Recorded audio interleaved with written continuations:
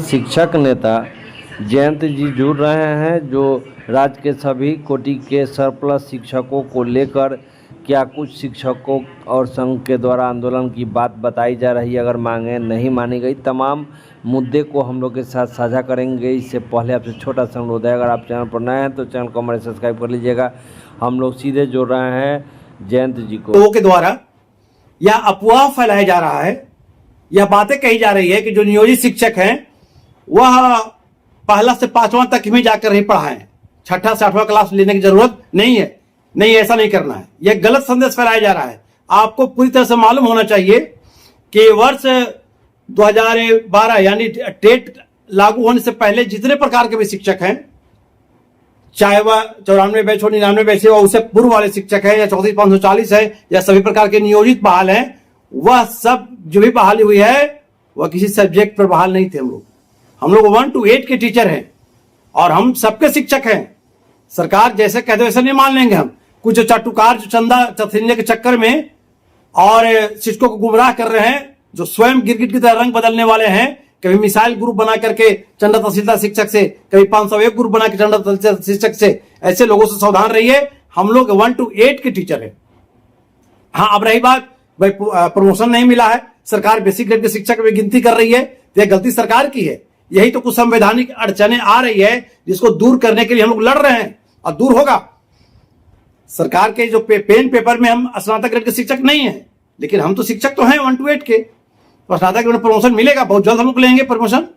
काबिल प्रोन्नति भी देना पड़ेगा। कब तक छिपा के रखिएगा नियमावली 20 को? कहां रखिएगा? ये सुप्रीम कोर्ट और हाई कोर्ट का आदेश है, छुपाने से छुपने वाला नहीं है। इसलिए तमाम शिक्षक निश्चिंत रहे। अब देखिए ना, अभी सरप्लस का मामला चल रहा था। इस मामले में हम एक आवाज बनकर के आगे आए। इस पर एक तथाकथित यूट्यूबर जो है वह आवाज फैला दिया कि जयंत सिंह तो नियोजित के नेता रहा ही नहीं। ये सब अफवाह से बचिए। हम नियोजित है भाई, हम बदलने वाले नहीं है। इतना लाठी डंडा खा करके आंदोलन में जाकर के लाठी डंडा जेल तमाम तरह के यातनाएं झेल करके और 2015 में राज्यकर्मी का दर्जा पाए, वेतनमान पाए, ग्रेड पे पाए, पे स्केल पाए, और हम छोड़ देंगे। हमारी एक आवाज पे बिहार का 1,28,000 शिक्षक नियोजित शिक्षक बने हुए हैं। आप निश्चिंत रहिए। अब रही बात जिस सरप्लस वाले मामला उठाने की जो बात आई, तो भाई सरप्लस वाले मामला क्यों उठाए? इसमें तमाम प्रकार के शिक्षक है। हाँ, हमको तकलीफ है विशेष शिक्षक से, क्योंकि पूरे शिक्षक की दामन पे दाग लगा करके अपनी नौकरी को छोड़ करके और वह भाग गए बीच बाजार में छोड़ करके। तकलीफ उनसे है। लेकिन इस जो चल रहा है सरप्लस वाला मामला, उसमें सिर्फ विशिष्ट शिक्षक ही नहीं है, इसमें तमाम प्रकार के शिक्षक है। 94, 99, 34,540 विद्यालय अध्यापक सभी लोग इससे बर्बाद हो रहे थे। और एक कहावत है कि जब विषम परिस्थिति आए तो दुश्मन के साथ भी खड़ा हो जाना चाहिए। बस वही भावुकतावश मैंने आवाज उठाई, मदद की, आवाज सरकार तक पहुंची। अब अभी भी जो सरप्लस वाले शिक्षक हैं वह ऊहापोह की स्थिति में है। अभी भी एक और दलाल जो है, जो बर्खास्त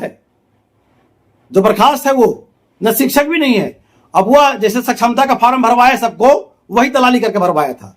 यही तो 3 लोग था, सबको नाम नहीं लेना चाहते हैं, सबको दलाली कर करके फॉर्म भरवा दिया था। और उसी तरह से फिर दलाली कर रहा है कि अभी सरप्लस वाले अगर फॉर्म नहीं भरेंगे तो सबको हटा दिया जाएगा।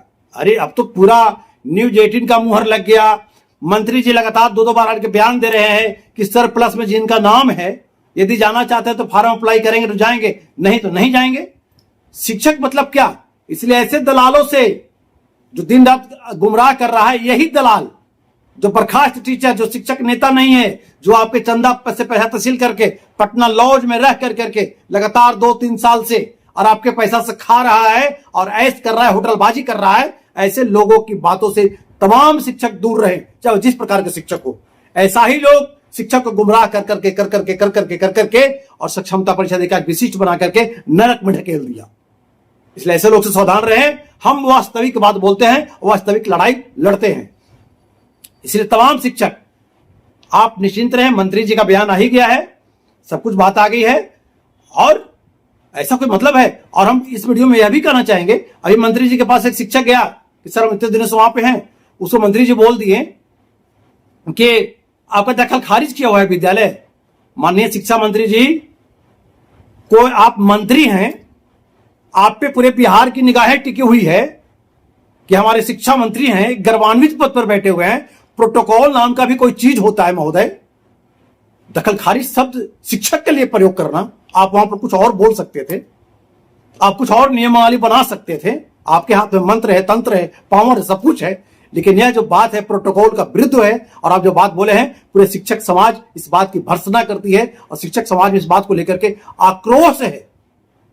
दखलखारी जैसा शब्द का प्रयोग करना शिक्षकों के लिए, और शिक्षक के लिए आप कभी कहते हैं कि आंगनबाड़ी पढ़ाएंगे, कभी कहते हैं कि बाल वाटिका हम पढ़ाएंगे। शिक्षक आंगनबाड़ी पढ़ाने के लिए बहाल हुए थे क्या? हमारी नियमावली को मतलब जब चाहे तब ये एक पन्ना का चिट्ठी है कि फर्क बदल दिया जाएगा। बिहार के तमाम शिक्षक अगर जरूरत पड़ी तो एक बार हुंकार भरेंगे।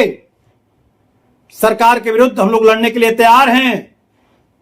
सभी शिक्षक नेता यहां दलाल नहीं है, और तमाम प्रकार के शिक्षक दलालों को पहचाने, दलालों के चक्कर में पड़ करके शिक्षक यहां तक पहुंचा है।